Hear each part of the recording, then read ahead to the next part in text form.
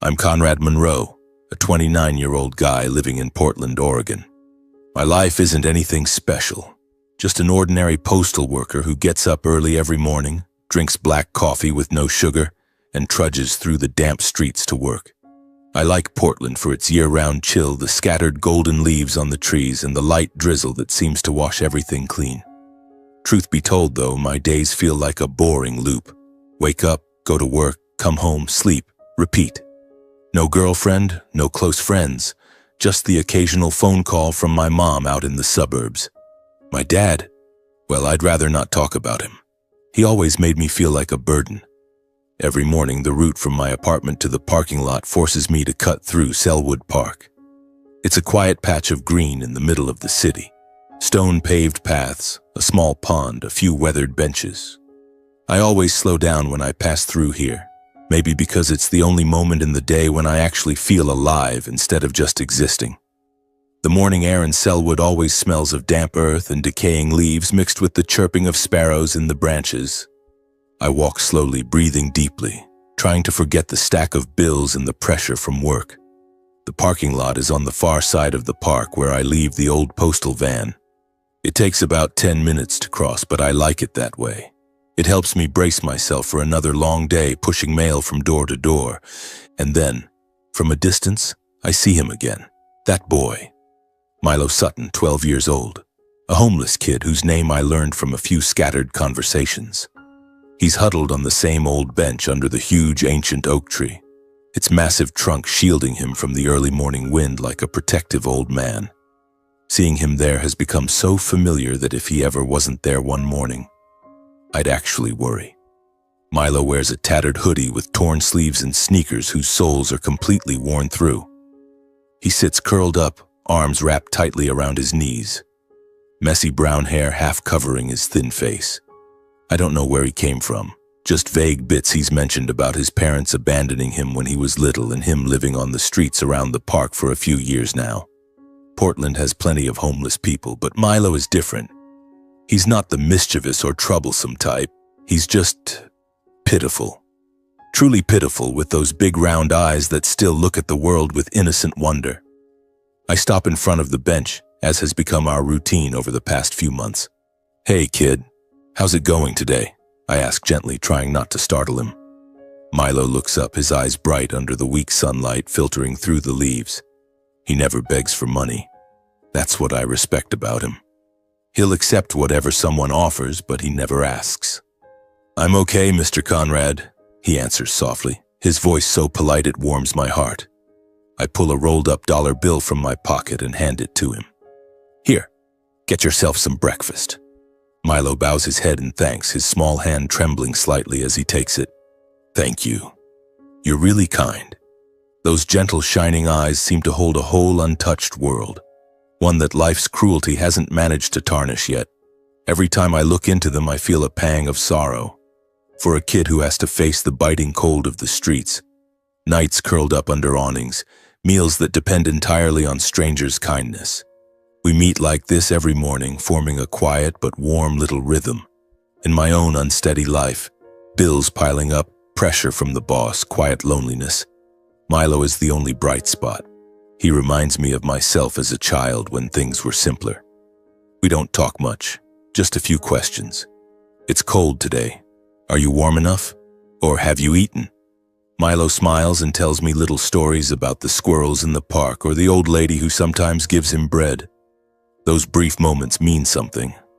I'm not rich, but that dollar every morning is my small way of helping his life.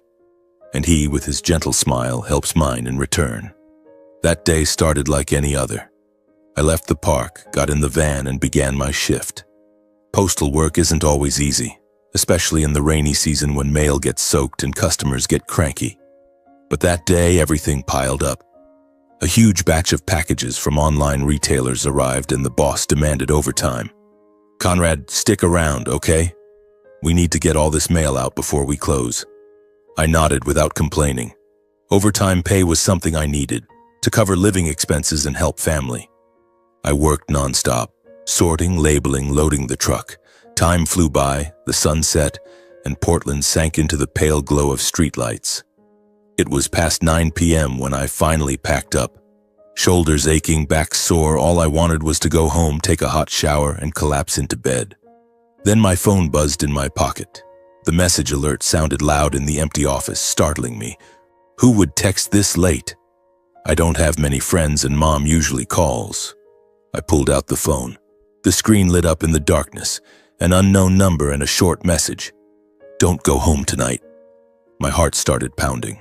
The words were simple, but they carried a strange weight, like a warning whispered from the shadows. I stared at the screen, trying to make sense of it. Wrong number? A prank. But Portland isn't really the place for that kind of joke. I immediately called back, my hand shaking slightly. It rang a few times, then a small, familiar voice answered, the voice I instantly recognized as Milo's. Milo? Is that you? I asked, my voice higher than usual. How did he have my number? Then I remembered. I'd given it to him a few weeks ago, telling him to call if he ever needed help. But at this hour, and that message. Conrad, please don't go home tonight, Milo whispered, his voice trembling, urgent, like he was fighting back fear. Please, just stay at a hotel or something. I'll explain everything tomorrow. I promise. What are you talking about? Why? What's going on? I fired off questions, stepping out of the office into the biting night wind. The post office is on the outskirts. Everything around was dead silent except for the howling wind. I can't say right now, but you have to trust me. Don't go home. It's dangerous. His voice cracked. He sounded on the verge of tears. I could hear the wind whistling through the phone. He was probably outside, huddled somewhere in the park. I stood silent for a moment, mind spinning. Milo wasn't the kind of kid who played pranks. The boy I knew was honest and sincere. He'd never lied, not even once. That message carried real weight, a bad feeling that made my skin prickle and the hair on my arms stand up. Was someone watching me? Or was I just imagining things? My life is so ordinary, it's boring. Who would want to hurt me? But Milo's voice, it was too real to ignore. Okay, kid, I'll stay at a hotel. Meet you in the park tomorrow? I said, forcing my voice to stay calm. Yes? Thank you for trusting me, Milo whispered, then hung up. I stood in the dark parking lot, heart racing. The decision felt ridiculous. Checking into a hotel because of a text from a homeless kid? But my gut screamed to listen. I got in the car, drove toward my neighborhood, and picked the cheapest motel I could find, an old place with a flickering neon sign. Single room one night, I told the sleepy clerk. The room smelled musty, but I didn't care. I lay on the bed staring at the ceiling, mind in chaos. What had Milo seen? Why was he so scared? I had no idea that this decision, this seemingly irrational, fear-driven choice, had just saved my life. That night, while I tossed and turned in a motel room, something terrible was happening at my apartment, and everything was about to change forever. The next morning, I woke up in the cramped motel room, my head still buzzing as if the night had been nothing but restless chaos. Weak sunlight slipped through the thin curtains, falling across the dusty, worn-out floor. I lay there for a while, trying to gather my thoughts.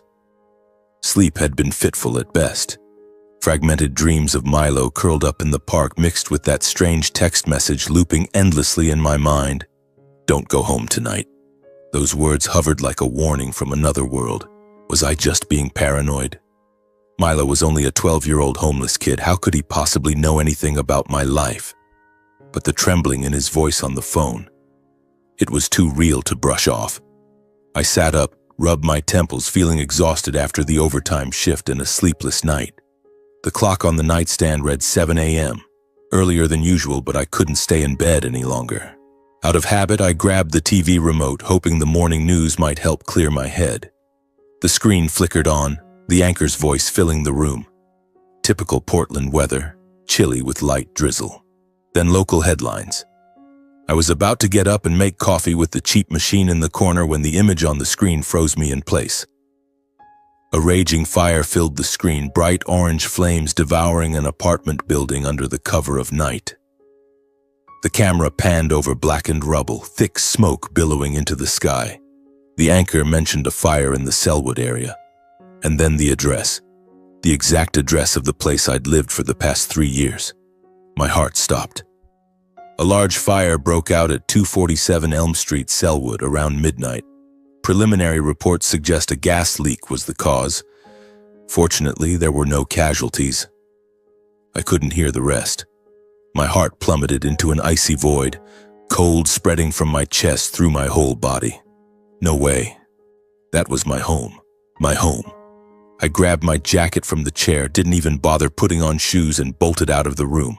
The door slammed behind me as I sprinted down the stairs and through the dark hallway. My pulse thundered in my ears, breath coming in ragged gasps. Outside, Portland's cold wind whipped my face, but all I felt was raw fear surging with every step. I ran barefoot through familiar streets, soles slapping wet pavement, mind in chaos.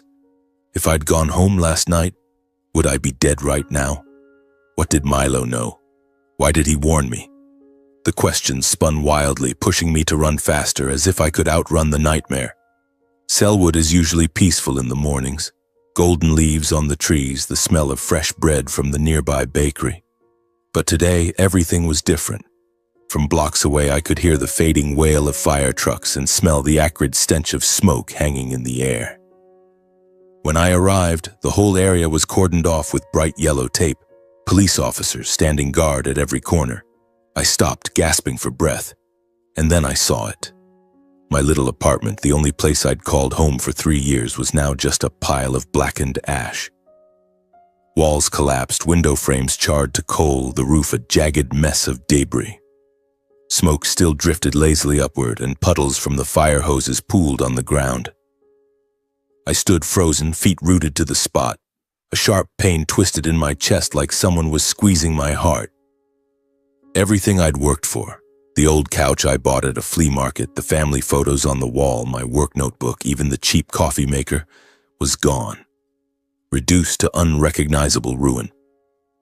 I'd poured years of sweat into making that place a refuge from my lonely life. And now, everything erased in a single night. Tears stung my eyes, but I forced them back. A gentle hand touched my shoulder. I turned and saw Mrs. Graceland, my kind elderly neighbor, the one who always chatted with me when I delivered her mail. She was about 70, white hair in a neat bun, always wearing her plaid cardigan. Her face was lined with worry, eyes warm with sympathy, like she was looking at a son in distress. "Conrad, oh my goodness, you're so lucky. You weren't home last night, were you? Thank God you're safe." I nodded, voice choked. "Graceland, what happened?" I had no idea. She squeezed my hand tightly, voice trembling as she recounted everything. Around midnight, a massive explosion had shaken the quiet neighborhood, like a bomb going off. Then flames erupted, lighting up the sky. The whole block woke in panic, people running into the street, dogs barking, sirens screaming as fire trucks arrived. She described it vividly, as if reliving the moment. The fire spread so fast, Conrad. From the kitchen to the living room, everything was engulfed. I called 911 right away, but by the time they got here, your place was almost gone. Thank goodness it didn't spread to the other units. According to her, the fire was contained in time and no one was hurt. She spoke gently, trying to comfort me, but it only made me shake harder. I had come within inches of death. If it weren't for Milo's message, I'd be lying in those ashes right now, burned beyond recognition. "Thank you," I whispered, my voice breaking. Mrs. Graceland hugged me, then shook her head sadly. "Where on earth were you that you got so lucky? Your place is completely gone. Do you need anything? You can stay at my house." I shook my head, thanked her again, and stood there in silence, staring at the ruins. The smell of smoke still hung heavy, drifting like a grim reminder of the tragedy. I thought of small memories, the favorite coffee mug, the letter from Mom last year, the book I was halfway through, all gone. The pain was overwhelming, but underneath it was fear. This wasn't a random accident. Milo knew something. A little while later, once I'd managed to pull myself together, at least on the outside, I headed straight to the nearest police station. My legs felt like lead, but I needed answers. The station was just a few blocks away, a gray building with an American flag out front. I walked in. The air was cold and smelled of paper and burnt coffee. A young officer named Ramirez took me at the desk. "I'm Conrad Monroe. I said, voice still shaky. My apartment on Elm Street. It burned down last night. I need to know what happened. He nodded and led me to a private room. They confirmed everything immediately. The fire was reported at 1 a.m. Preliminary cause, a gas leak. He spoke professionally, but with sympathy. These things happen more often than you'd think, Mr. Monroe. Old pipes, a small leak, a spark from the stove, it goes up fast. I sat there listening, feeling hollow. I told them I hadn't been home because of a sudden errand and asked for more details. They showed me photos of the scene, ashes, the blackened stove, and it sent chills down my spine. Then they took my statement. They asked everything. My gas usage habits. I always turned off the stove carefully and checked the valves weekly. Personal info, single, lived alone, and what I remembered before leaving the apartment the last time. I left at 6 a.m. yesterday. Everything was normal, I said, trying to recall every tiny detail. Any strange people around the building? I shook my head. Then suddenly Milo's face flashed in my mind. The interview lasted nearly an hour. Forms, signatures, and finally they said they'd follow up if anything new came up. We'll be in touch if we learn more, Mr. Monroe. We're very sorry for your loss. When I stepped back outside, I felt empty, like my soul had been drained. Portland's drizzle soaked through my jacket, cold rain on my skin, but I barely noticed. It was as if my entire life had been turned upside down in one night, and I had no idea why. I wandered the streets, mind in turmoil. House burned, narrow escape, Milo's warning. How did it all connect? I thought of my family. How worried Mom would be if she knew. Dad would probably just scold me for being careless. I stopped under an awning, breathing deeply, trying to sort out my thoughts. Suddenly, Milo's message flashed in my mind, his trembling voice on the phone, the desperate plea, "Don't go home tonight." Instinct told me the kid had seen something real, something that wasn't random. I couldn't wait any longer. I turned and headed straight for Selwood Park, where Milo usually sat. I hoped he hadn't left yet in the morning cold. The streets leading to the park were so familiar I could walk them blind. Old oak trees stood motionless in the rain, wet golden leaves plastered to the path. Selwood Park in the morning is usually peaceful. A few joggers, people walking dogs, but today the air felt heavier, as if the whole city shared my unease. My heart pounded as I approached the bench under the giant oak, the spot where Milo always curled up. From a distance I saw the small figure. He was still there, arms wrapped tightly around his knees, wet hair covering half his face. A wave of relief washed over me, mixed with growing worry. Milo wasn't the kind of kid who imagined things, and if he warned me, there had to be a reason. When I appeared in front of him, Milo flinched slightly, as if caught doing something wrong. His eyes dropped, avoiding mine. He'd known I'd come. "Milo, I'm here," I said softly, sitting beside him on the freezing bench. "You know something, don't you? The fire at my place. You saved my life." He looked up, big round eyes filled with fear, but also a hint of relief. The rain kept falling, a steady curtain of sound shielding us from the outside world. Milo glanced around nervously, then quietly pulled me behind a thick cluster of bushes. It was damp and dark, the smell of wet earth heavy, but at least no one could overhear. Only then did he dare speak, voice small and shaking. "Conrad, I'm really scared, but I have to tell you." I nodded, forcing calm even though my heart was racing. "Go ahead, kid. I'm listening." Milo took a deep breath, hands clenched together for courage. He began, voice breaking as he relived the moments. "For the past few days, I've been seeing a strange man hanging around your building. He definitely doesn't belong in the neighborhood. I'm sure of it. He'd just stand there staring at your apartment, then leave. The first time I thought he was lost, but then I saw him every day. I knew something wasn't right." A chill ran down my spine. "Selwood is quiet. Strangers stand out. Someone watching my place?" Milo continued, voice even quieter. "It felt wrong, so I took some photos from a distance. I used this old phone the guy at the repair shop near the park gave me. He's nice, lets me charge it, and sometimes gives me leftover food. I pictured it, a homeless 12-year-old hiding in the shadows, secretly snapping pictures. It made me feel both heartbroken and terrified for him. Milo pulled the cracked, battered phone from his pocket and opened the gallery. The photos were blurry, taken from afar. A middle-aged man in a dark coat standing a few yards from my building, staring straight at my windows. His face wasn't clear, but the way he lurked was unmistakable. Milo whispered, "He showed up 3 or 4 times, Conrad. I think he was watching you." But there was more. The day before yesterday, I went to the little diner near the park for lunch. The owner gave me leftovers. That man was sitting in the corner with someone else. I sat right nearby, and nobody pays attention to a ragged kid like me. I heard everything they said. His instincts had kicked in.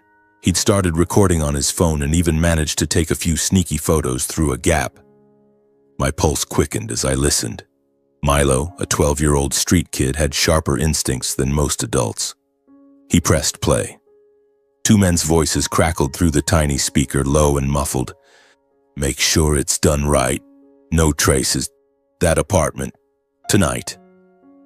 One voice sounded vaguely familiar, but I couldn't place it. Milo took a shaky breath, voice trembling harder. "The night of the fire, I was curled up under an awning a few houses down from yours. It was freezing. I couldn't sleep. Then I saw a man completely covered, head to toe, carrying a can like a gas can, sneaking toward your building. It was pitch black, streetlights flickering, so Milo couldn't see the face clearly, but the build and the way he moved matched the man who'd been lurking for days." His voice broke with fear. "I didn't know exactly what was happening, but my gut told me it was bad. I got so scared I sent you that text right away." Ice poured through my veins. This wasn't a gas leak like the police said. This was deliberate arson, and I was the target. Someone wanted me dead. The rain outside grew heavier, as if trying to drown everything. "Let me see all the photos on your phone," I said, my voice hoarse. Milo handed it over. My hands shook as I scrolled. Photos of the lurker, the muffled recording with its clear intent. And then, in one of the diner shots, the man sitting with the stranger wasn't a stranger at all. It was my brother, Liam Monroe. His face was unmistakable. Messy hair, that familiar half-smirk. A wave of suffocation crashed over me, like someone had clamped a hand around my throat. My own brother, raised with me, shared a childhood with me, was sitting with this man talking about something dark. I forced myself to stay calm, copied everything from Milo's phone, photos, recordings, timestamps, onto mine, hands still trembling. Before leaving, I pulled Milo into a tight hug and said, "You saved my life, kid. I owe you everything." Milo looked up, eyes shining. "Be careful, Conrad. I'm scared they'll come back." I nodded, but my mind was chaos. Liam, how could he be involved? Yes, he was in debt, unemployed, life falling apart. But why try to kill me? His own brother. Memories flooded back like a tidal wave. Our unstable childhood, Dad always favoring Liam while pushing me aside. Liam's temper, his jealousy, his impulsiveness. But none of that, no matter how bad, compared to this. I left the park with legs heavy as lead, carrying a horrifying truth that was slowly coming into focus, and the crushing pain of realizing someone in my own family might be part of a plot to murder me. The rain kept falling, Portland shrouded in gray, and my life now felt like a horror movie. I needed answers, but first I had to face this fear. I went back to the same cheap motel from the night before, the one with the flickering neon sign. Once inside the room, I collapsed onto the bed and stared at the stained ceiling. My mind a complete mess from everything Milo had told me and the haunting photos on my phone. I agonized for a long time over whether to go to the police right away. I sat up and paced the tiny room, gripping my phone like a lifeline.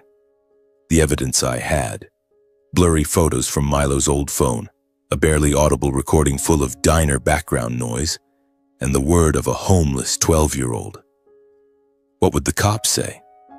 "Mr. Monroe, this is just guesswork.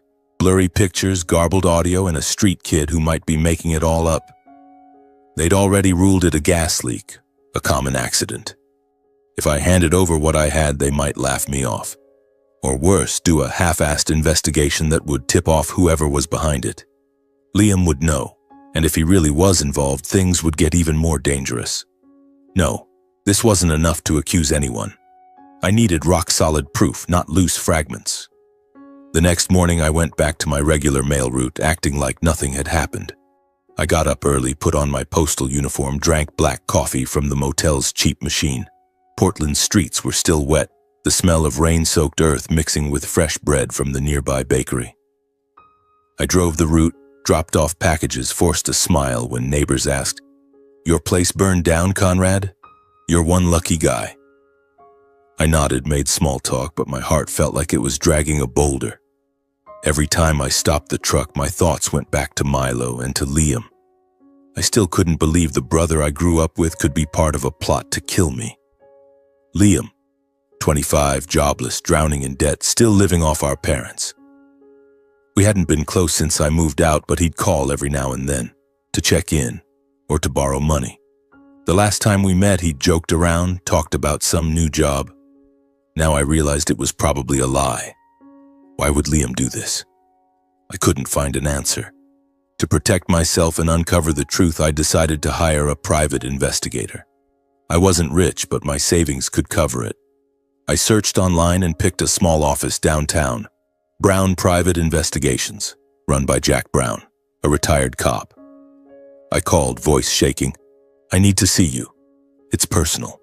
He set up a meeting for that afternoon. The office was in an old building that smelled of coffee and old paper. Brown was around 50, gray hair, sharp eyes, wearing a plaid shirt.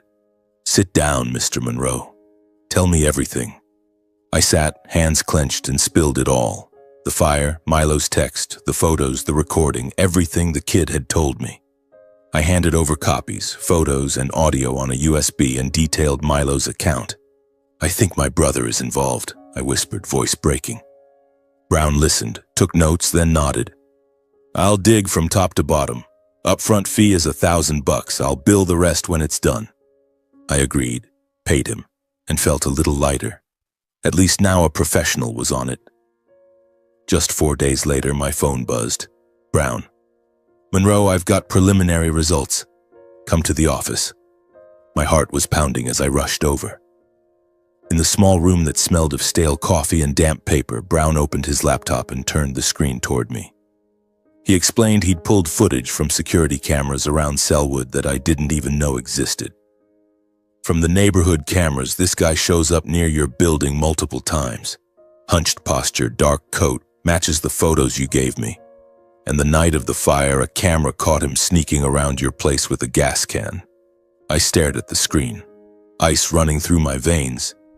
A shadowy figure moving, pouring liquid, then disappearing just before the flames erupted. Brown continued, "That's the same guy who was with your brother at the diner. Name's Victor Klein. Prior convictions for property destruction, did time for arson for hire." I swallowed hard, voice hoarse. "And Liam?" Brown switched to another video, covert footage from a cafe a few miles outside Portland. "I tailed Liam using the address you gave me. Yesterday, he met Victor Klein in person." The video was crystal clear. Liam in a dark corner, face tense, sliding a thick envelope across the table, obviously cash. His voice came through a hidden mic. "Take this and get as far from Portland as you can. No more contact." Klein nodded, stuffed the envelope in his pocket, and left. Hearing the report, my heart felt crushed, like someone was sitting on my chest. I knew Liam was involved, but I never expected it to be this direct, this blatant. He hired Klein to burn my place down, then paid him to disappear. The video was undeniable, but I still couldn't understand why Liam would want me dead. Money? Jealousy? Or something deeper from our messed-up childhood? Brown put a hand on my shoulder. "You want me to take this to the police now? This evidence is solid." I shook my head. I needed time to think. Then I left the office, my mind more chaotic than ever. The rain outside kept falling, but now it felt like tears for the trust I'd lost forever. The following days were pure hell. I went back to the motel, but not a single night brought real sleep. I couldn't focus on anything. The mail route became a burden. I pushed the cart, delivered packages, but my hands shook and my eyes constantly darted around in fear. Every unfamiliar figure on the street made me flinch, picturing Klein lurking with a gas can. I barely ate, cold fast food from roadside joints that I could hardly swallow. My life had turned into a nightmarish loop, waking up afraid, working in panic, and nights filled with questions that had no answers. Why Liam? We were brothers, even if we weren't close, we were still blood. After so many sleepless nights, I knew I couldn't keep this secret alone any longer.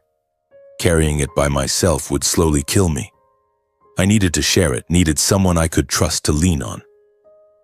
And the only person left in my mind was Mom, Penelope Monroe. She had been my rock my whole life, the one person who had never turned away from me. She was 58, a veterinarian on the outskirts of Portland, always warm and patient. I called her, trying to keep my voice steady. "Mom, I need to see you. There's something important I have to tell you." She sounded worried but gentle as always. I just said, "Tomorrow at the cafe near your clinic, okay?" She agreed immediately. The little cafe sat on the outskirts, a quiet place that smelled of freshly ground coffee and toasted bread. It was where we always met when something serious came up, when I decided to leave home, or when I talked about work. I arrived early, sat in the corner booth clutching a hot coffee mug. Rain tapped steadily on the windows, as if crying for me. When Mom walked in, she wore her familiar wool coat, hair in a bun, a warm smile on her face but worry in her eyes.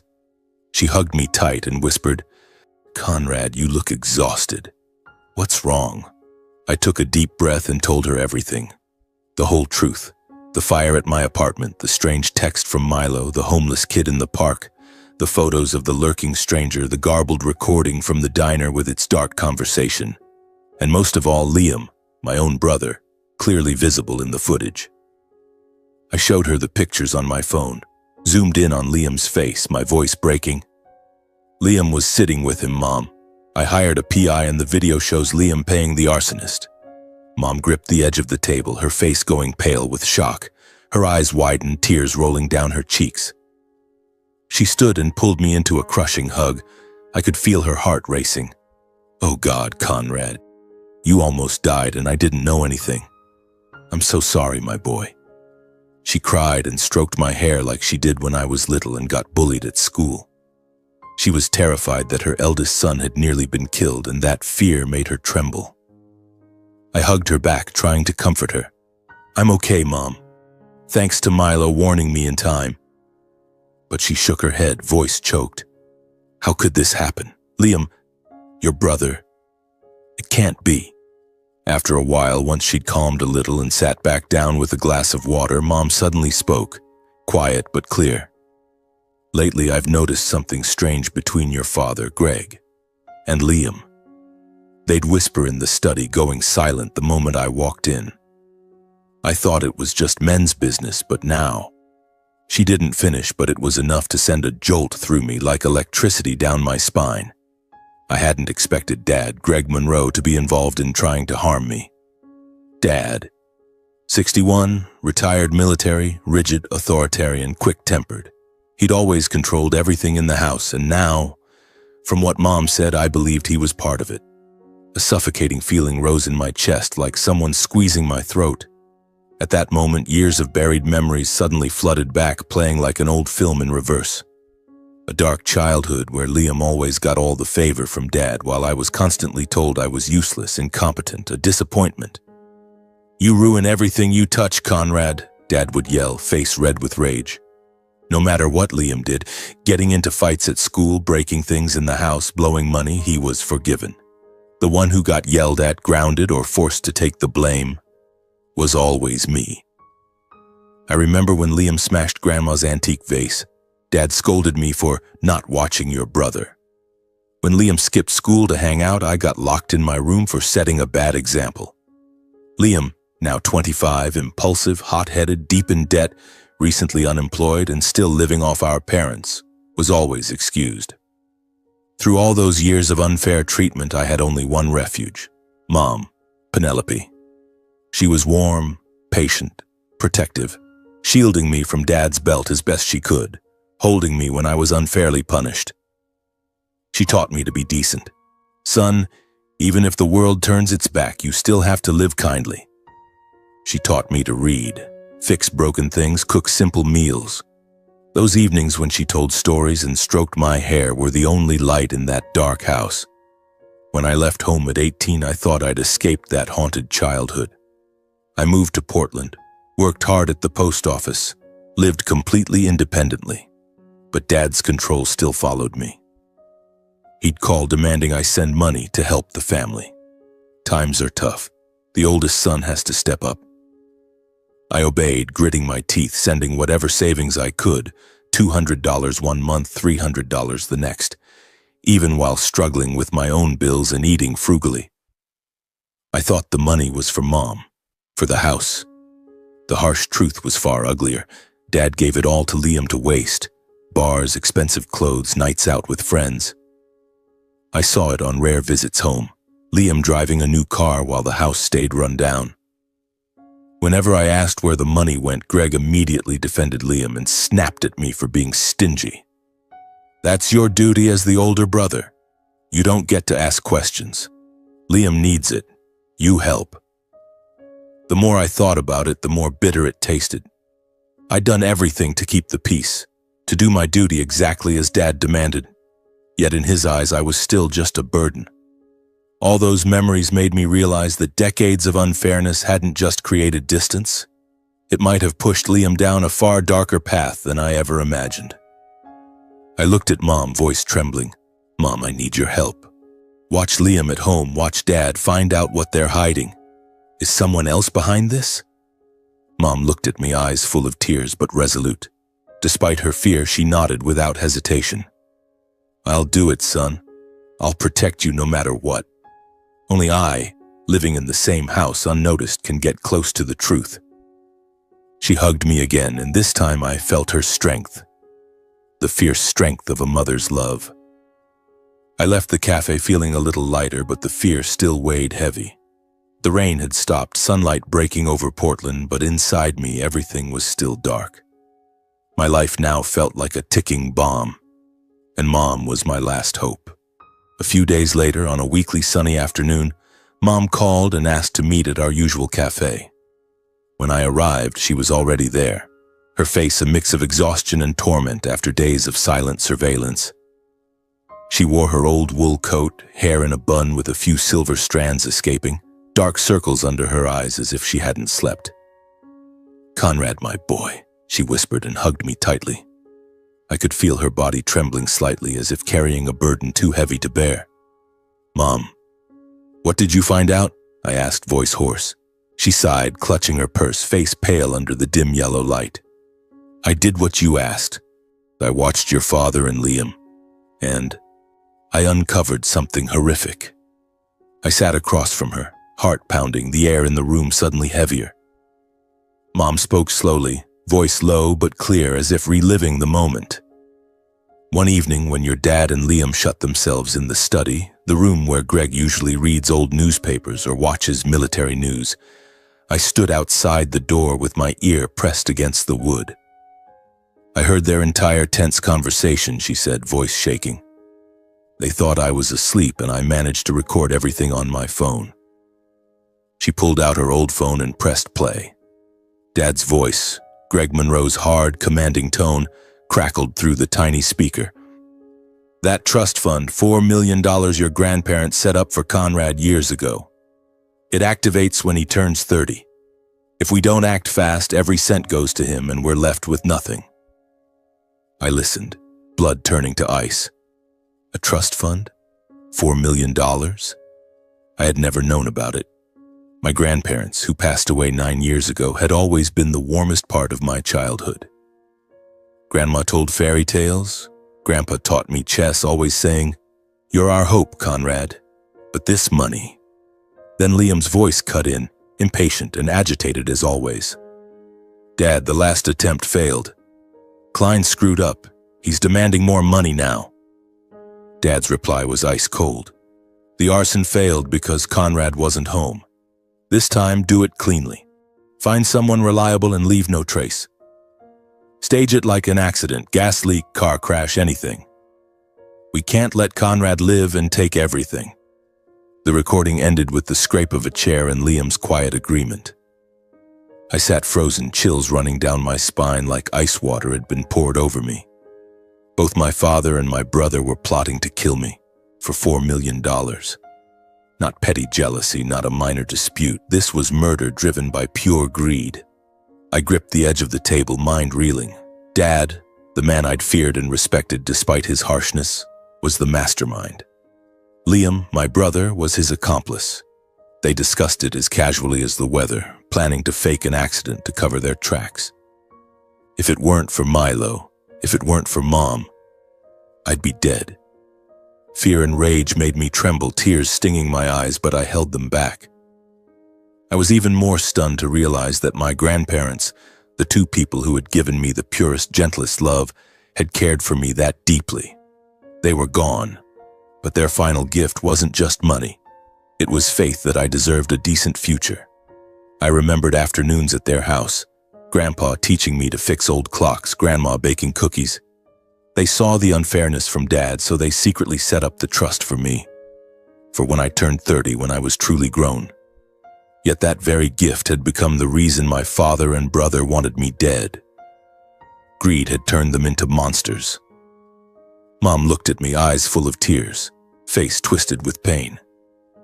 She took my hand, voice breaking. I never imagined the family I spent my whole life building would fall apart because of greed and blind favoritism. I tried so hard to hold it together, but your father, he's always been like this, favoring Liam to the point of madness. She cried, shoulders shaking, and in that moment she looked decades older. Her whole life as a veterinarian had been about healing animals, but her own family was shattered. I placed a hand on her shoulder to comfort her, even though I was burning with pain and anger. "Mom, don't cry. I'm okay. You saved me." I rubbed her back, trying to stay calm. I couldn't let her collapse under this cruel truth. She was my last anchor. If she broke, I'd lose everything. After a long silence broken only by sighs and the sound of traffic outside, I asked hesitantly, "Mom, should I bring this to light? Go to the police with the recordings, the videos, but if I do, the family is finished. Dad and Liam, they'll go to prison." I hesitated, knowing that once I did it, everything would be destroyed. No family left, just pain and loneliness. Mom looked straight at me, eyes red but resolute, and nodded. "We have to, son. It's the only way to protect you. The truth must come out, no matter the cost, even if it means the end of this family's reputation and existence. I won't lose you to their greed and blindness." She squeezed my hand and her strength flowed into me, making me feel steadier. I knew the time had come to face everything, no turning back. The truth I held, the recordings, the videos, the photos, would change my life forever. I hugged Mom again, thanked her, and walked her out. She left with worry on her face but determination in her eyes. I sat alone in the cafe as late afternoon sunlight filtered through the blinds, yet my heart remained cold. $4 million, the gift from my grandparents, had become a double-edged sword. My 30th birthday was approaching, and I wondered what the future held. But first I had to act. My life had become a battlefield, and I was no longer alone. The very next morning, while Portland's sun was still pale after the night's rain, I gathered every piece of evidence. The photos Milo took, the diner recording and the one from Dad's study, Jack Brown's detailed report with the video of Klein receiving money from Liam, and Mom's handwritten statement, describing the strange behavior, the hidden envelopes, and the recording she had captured. I put it all into a thick folder, hands trembling as I organized it. This wasn't just paperwork, this was proof of betrayal, proof of attempted murder. I drove to the office of a lawyer Mom knew, Lawrence Pike, an old college friend of hers whom she had already contacted after our cafe meeting. He was now a well-known criminal attorney in Portland. His office was downtown in a modern glass building that smelled of coffee and legal documents. I walked in, heart pounding, feeling as though I were stepping into the final battle. "Conrad, you look like hell," Lawrence said when he saw me. He was 59, salt and pepper hair, sharp eyes behind glasses. I sat down and slid the folder across the desk. Take a look, everything's in there. Attempted murder by my own father and brother. He flipped through it, his face growing increasingly grave. Photos, recordings, videos, Mom's statement. My God, you're serious. This is huge. I nodded, voice hoarse. They want me dead because of a $4 million trust fund my grandparents left me. The fire wasn't an accident, it was arson. I need you to finalize the file and get it to the authorities as soon as possible. No more cover-ups, no more twisting the truth. Lawrence scribbled furiously, then looked up. I'll handle it today. This case is airtight. Physical evidence, testimony, video. But are you sure? They're still your family. I met his gaze and said slowly, they stopped being my family the moment they decided I should die. He sighed, promised to file everything that same day, and warned me to stay safe. When I stepped out of the office, my heart was heavy, but my resolve burned brighter than ever. It was time to face the root of this tragedy. I decided to return one last time to the house of my father and brother, the suburban Portland home where I had grown up surrounded by unfairness and pain. In my hand was a full copy of the dossier, the document I would place in front of them like an undeniable declaration. The house appeared, a 2-story wooden structure, yellowed lawn, haunted by childhood memories. I parked, took a deep breath, and gripped the folder tightly. This would be the last time I entered this house, as a family member. When I pushed the door open, the familiar smell hit me. Dad's burnt coffee and stale cigarette smoke. But now it made me nauseous. Dad, Greg, was sitting in the living room reading military news, his stern face framed by silver stubble. Liam sat nearby, scrolling on his phone, looking gaunt from debt and unemployment. My sudden appearance made them both freeze. Dad lowered the paper. Liam jerked his head up. But they quickly regained a terrifying calm, as if they had been preparing for this moment. Conrad, why the hell are you here without calling? Dad barked in his usual controlling tone. I stopped in front of them, eyes cold, no longer carrying the fear of my childhood. My heart pounded, but my voice was steady. Dad, Liam, I know everything. The fire wasn't an accident.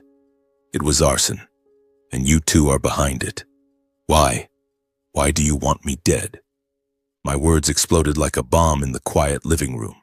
Dad flinched, shock flashing in his eyes, then rage took over, face turning red. What the hell are you talking about? How dare you accuse me and your brother? You want to destroy this family. Is this how I raised you? To stand here and slander your own father? He stood, pointing at me, just like when he used to scold me as a kid. Liam went pale, sweat beading on his forehead, but tried to act calm. Bro, you're paranoid. I don't know anything. You're twisting everything. His voice stuttered, eyes darting away, unable to meet mine. I said nothing more. I simply placed the thick folder on the coffee table with a dry thud, like the final nail in a coffin. Look for yourselves, I said coldly. Dad and Liam exchanged a glance. Dad reached for it and opened the folder. As they saw the contents, photos of Klein lurking, the diner recording, the video of Liam handing over the envelope, the PI's report, Mom's statement, and Dad's own recorded voice saying, "Do it cleanly, no traces." Their faces drained of color, turning to panic and terror. Dad collapsed back into his chair, hands shaking as he held the papers. This is fake. You fabricated it all." Liam went white as a sheet, stammering, "No, it's not. It's a misunderstanding. Don't believe this stuff, Conrad." Dad began ranting desperately, voice rising. "Conrad, listen to us. It's all a misunderstanding. Calm down, son. No one sues their own family. We're blood." At that moment, Mom, Penelope, stepped out of the kitchen where she had heard the entire confrontation. She stood there, face calm but filled with disappointment, eyes red from holding back tears. She still wore her cooking apron, but now she looked like a warrior. "Greg, Liam, listen to me," she said, voice steady and cutting through their excuses. "You're not even sorry. You have no intention of fixing what you've done. I heard everything. from the plot to kill Conrad for the trust fund to your whispered plans. She declared clearly without a tremor, I stand with Conrad. I will testify in court and tell the full truth about everything I've heard and seen. The envelopes, the conversations, all of it. Dad instantly roared, face contorted with fury, standing and pointing at her. You traitor! You'd sell out your husband and son. You're destroying this family. Get out of my house right now. His voice echoed like old military commands, but now it sounded weak and hollow. Liam sat silently, head bowed, shoulders trembling. He knew it was over, no way back. He just sat there, pale, clutching his phone, speechless. The living room was suffocating, stale coffee mixed with Dad's ragged breathing. I took Mom's hand, squeezing it so she could feel my strength, and led her out of that rotting house. We walked through the door, leaving behind the shouting, the rage, the accusations. You'll regret this. Ungrateful bastard. Dad screamed after us, but I didn't look back. The suburban wind was cold against my face, but my heart felt strangely light, like I had finally broken free from chains that had bound me for decades. Mom cried beside me, but she walked straight, never turning around. We got in the car and drove away from that house forever.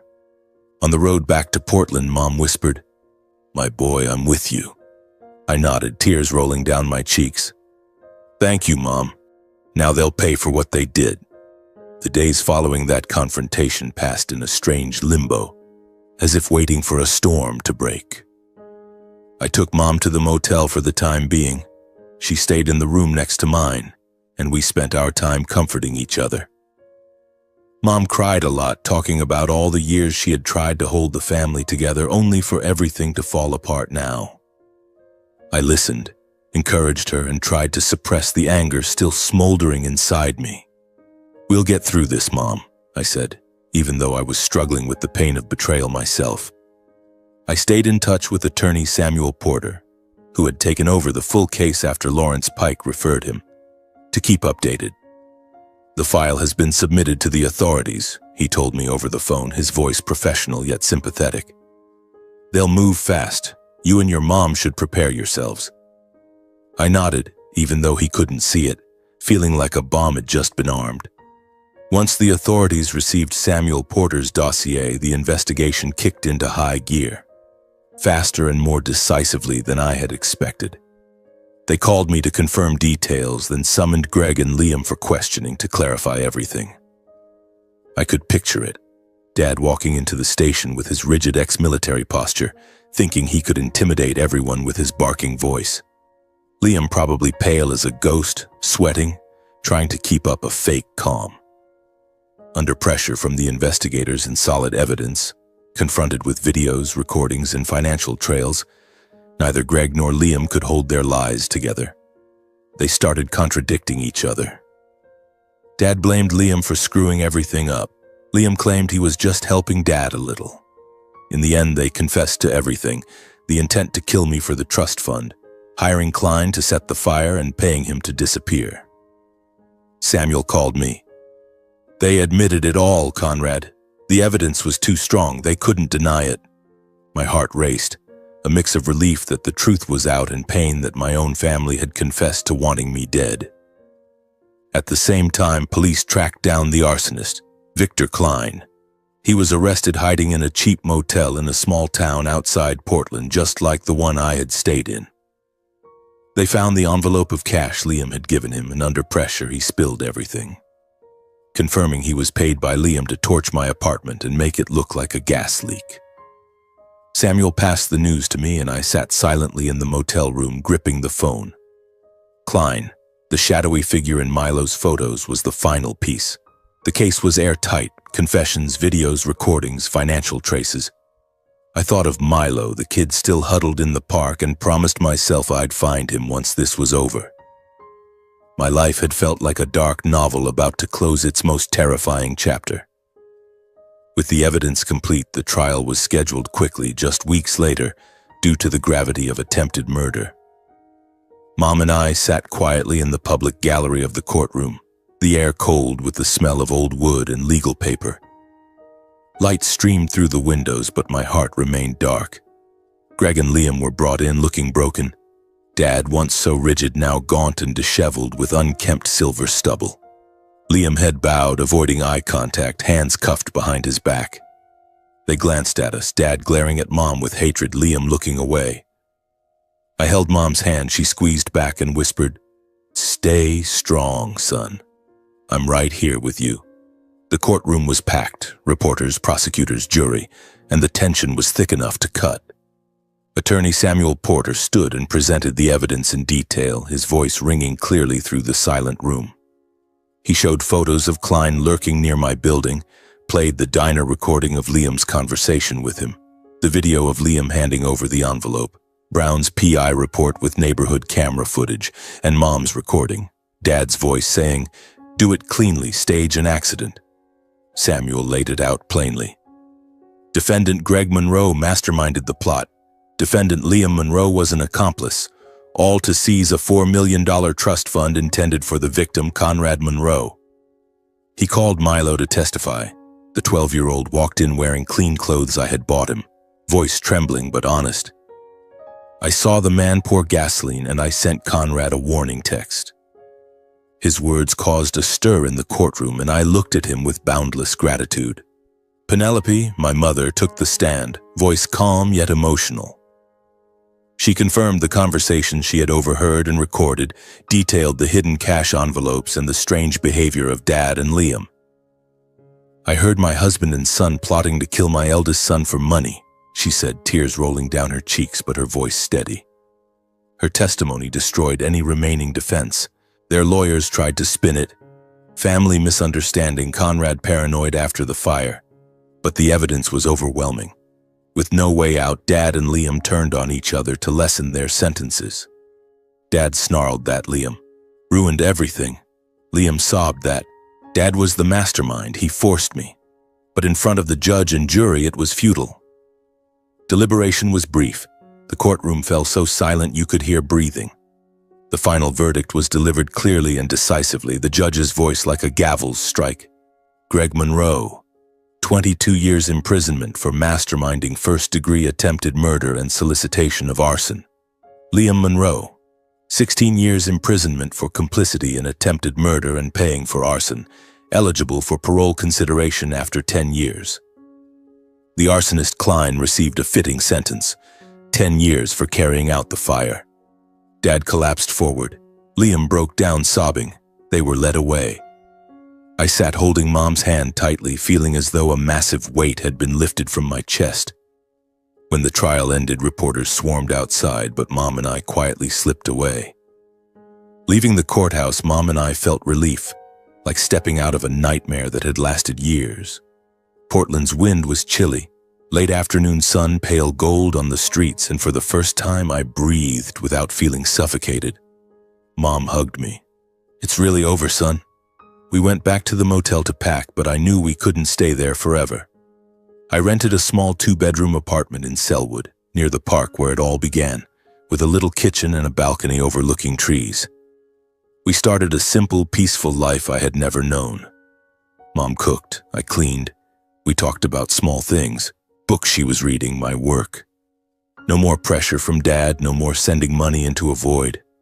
Life became quiet mornings having coffee with Mom and nights of dreamless sleep.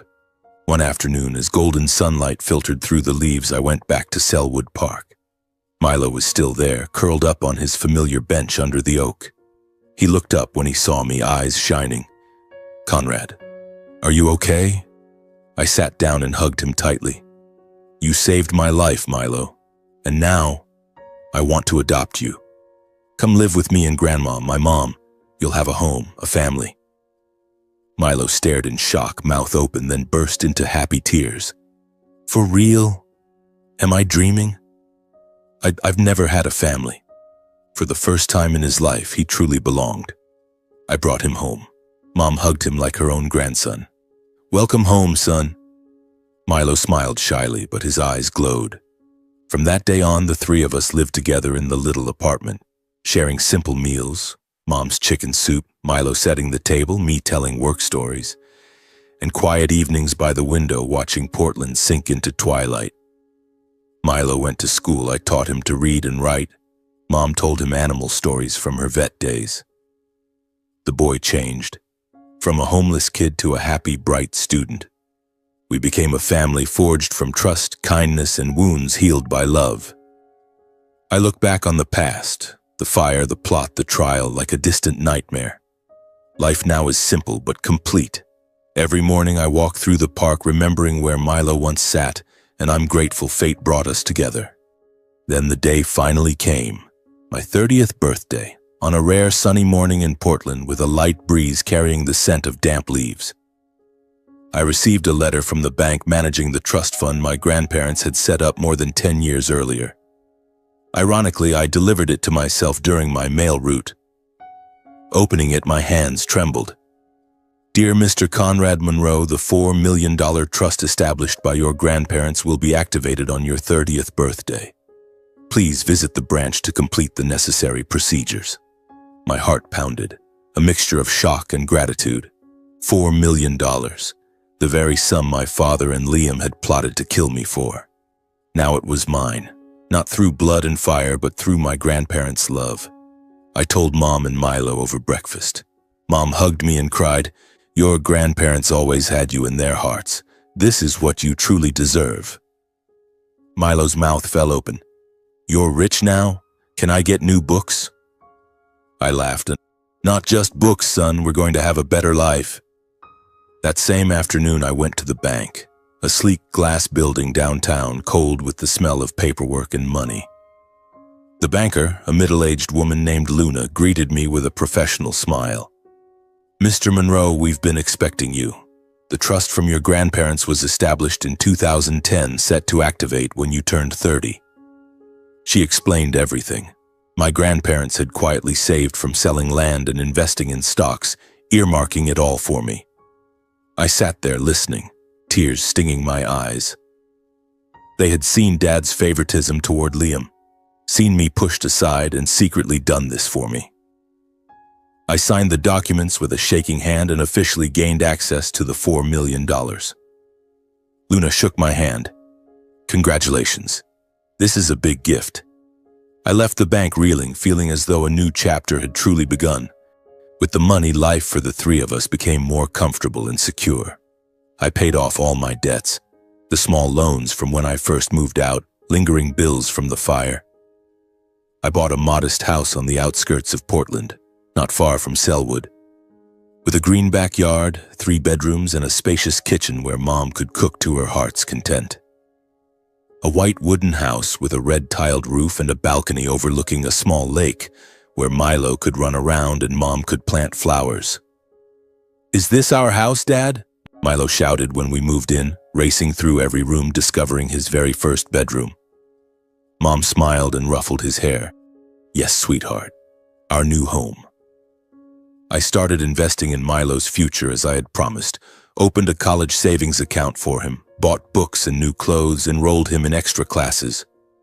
The boy, now 13, had grown taller and more confident, calling me Dad with a radiant smile. With the rest of the money, I started a small delivery service, Monroe Delivery, using my postal experience. It began with a few old trucks and a handful of employees, unemployed neighbors from Selwood. I managed, drove when needed, and the business grew quickly. Online deliveries, local mail, creating jobs for more people in the area. "Can I help, Dad?" Milo asked, and on weekends I taught him to sort packages. Mom helped with the books and happily returned to her calling, opening a small veterinary clinic at home, treating neighborhood dogs and cats. Life was now filled with laughter. Evenings playing chess with Milo, Mom telling stories about my grandparents, and a real deep happiness, not from money but from family. But the past wouldn't let me rest completely. One day, 2 letters arrived from prison, one from Greg, one from Liam, requesting a visit. I sat at the kitchen table holding them, hands shaking. Dad's was short. "Son, I want to see you. I have things to say." Liam's was longer.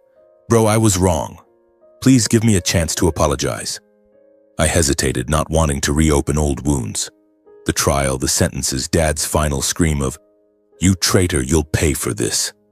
I tossed the letters in a drawer and tried to forget, but Mom saw and gently advised, Son, you should go. Not to erase their crimes, but to close the door on what still weighs on your heart. Forgive, so you can be free. She stroked my hand, eyes full of hard-earned wisdom.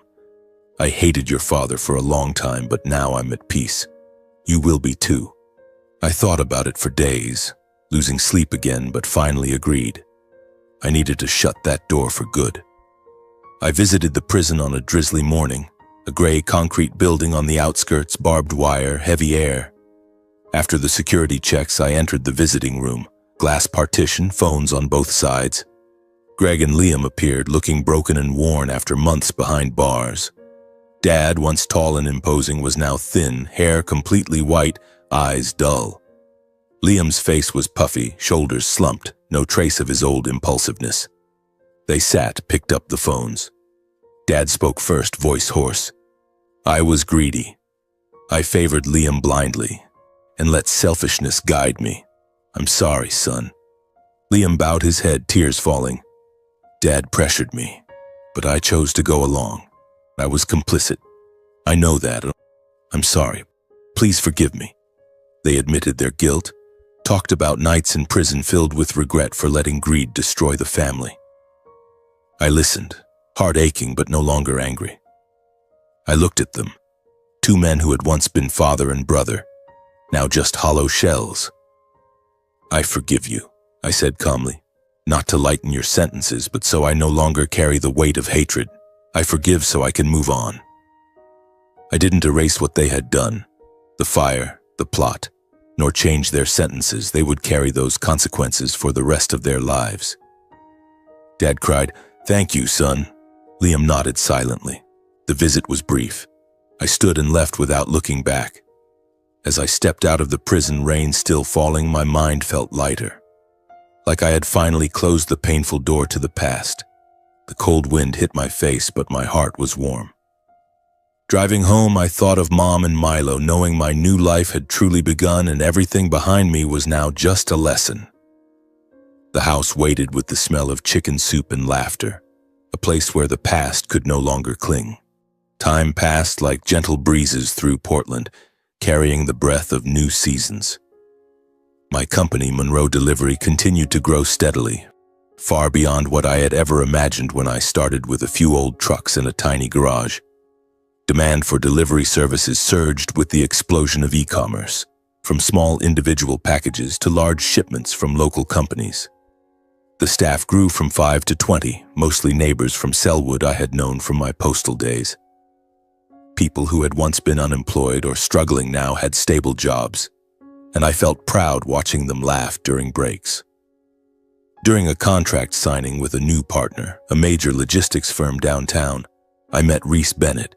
She was 29, an operations manager with glossy brown hair tied neatly back and deep green eyes. Reese was sharp, calm, always analyzing problems logically yet never lacking warmth. She often asked about my employees and cared about how we supported those in need. Our first meeting was in a glass-walled conference room filled with the scent of coffee. She shook my hand firmly. "Mr. Monroe, this contract will benefit us both. I love how your company puts community first." I smiled and briefly told her my journey, from mailman to business owner. She listened, eyes reflecting understanding. "You've been through a lot, haven't you?" she asked softly, and in that moment I felt a strange connection, like meeting someone who could see the invisible scars inside me. Our subsequent collaborations brought us closer. From meetings about delivery schedules to quick coffees after work, Reese gradually opened up. She told me about her life, raised by a single mother, working hard to climb to management, and her love of early morning runs to stay calm amid work stress. My own honesty, stories about Mom, about Milo, about building a family from ashes, made her open up too. Our feelings grew through work sessions, conversations about books.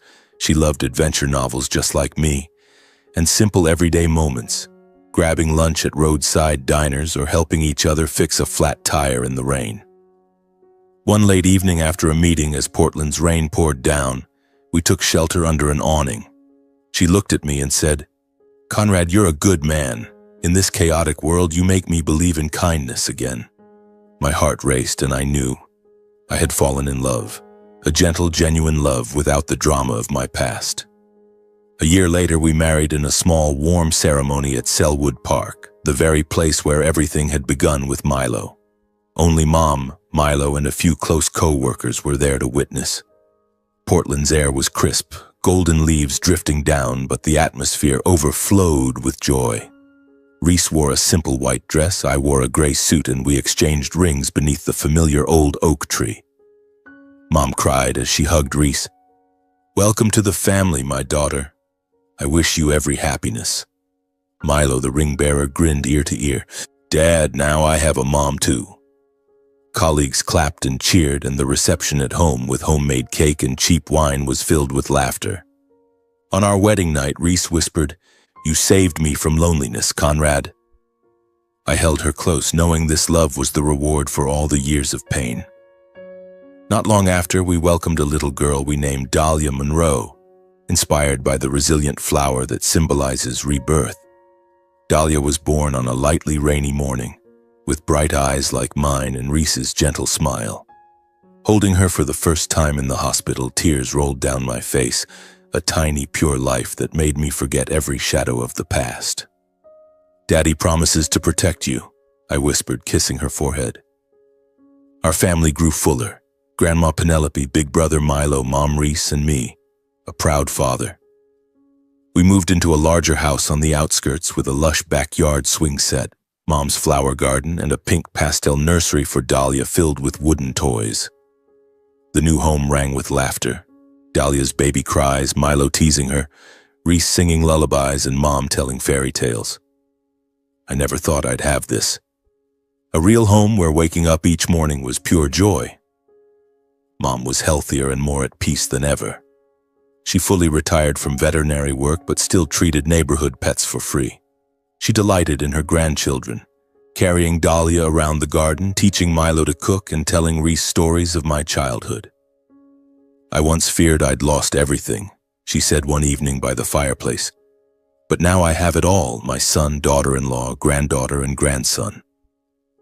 She lived a serene life, reading, gardening, smiling at small joys.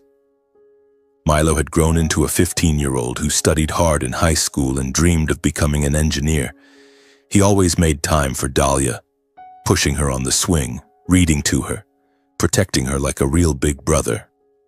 "No one will ever bully Dahlia," he declared, and I saw him becoming the kind, responsible brother I had always wished Liam could have been.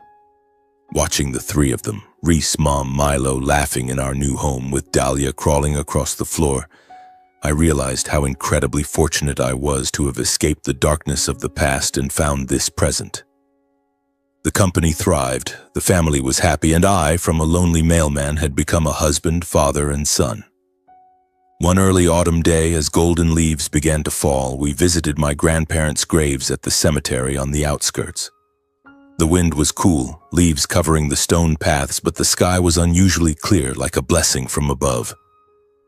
We brought fresh flowers, yellow daisies, Grandma's favorite, and stood before their headstone. I thought of everything I had been through, an unjust childhood filled with undeserved scolding from Dad.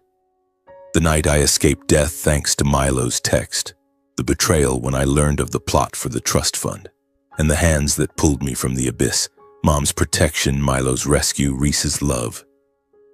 I held Dahlia's tiny hand, she was one now, babbling Dada, and looked at Reese holding Milo, Mom quietly praying. These people had built my new life. From ashes, they created a solid home. I silently thanked my grandparents for their final gift, not just the money, but faith in kindness and a decent future. I understood that the past, however cruel, had taught me to cherish the present and become a better person. Without that suffering, I wouldn't know how to value this happiness, wouldn't be grateful to Milo for saving me, wouldn't love Reese so deeply, wouldn't teach Dahlia about kindness. I took away a message for myself. Greed can destroy a family as Dad and Liam did, turning blood into enemies, love into conspiracy. But kindness can build a far more beautiful family, as Milo, Mom, Reese, and Dahlia did, forging unbreakable bonds from broken pieces. I also left a message for my daughter and for Milo. For when they grow up, live kindly. Never let hatred guide you. For hatred blinds, as it did Dad and Liam. Be grateful to those who love you even if they once were strangers like Milo. And always choose what is right no matter how hard. As Mom chose to stand with me, even when it cost her everything. Dahlia, Milo, I whispered at the graves. I'll teach you that. When we left the cemetery, I felt light as a cloud. The past stayed behind while the future stretched wide, bright, and full of hope. Golden leaves fell around our steps, the autumn wind carrying new beginnings. Back home, Dahlia giggled as Milo swung her. Reese hugged me. You seem happier than usual today. I smiled, because I have everything. My life, from darkness to light, was now proof of the power of kindness, and I knew whatever the future held, I would live with kindness, just as my grandparents